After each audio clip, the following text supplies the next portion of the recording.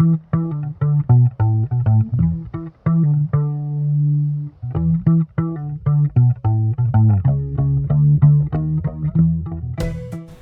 y'all, this is Austin John. We're here at Rumble Seat Music. We got this beautiful 1968 ES 355. This guitar is all original except for a replaced nut. This thing's absolutely beautiful. It features factory Bigsby, gold hardware, ebony fingerboard, split diamond headstock inlay.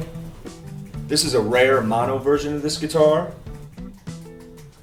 We got this from a guitar player down in Georgia, Mr. Taylor Malpass, and we're super excited to have it in our collection. Features a great C-shaped neck. We have a Fender reverb tank and a 1953 Pro amp. I'm gonna go ahead and demonstrate what it sounds like for you.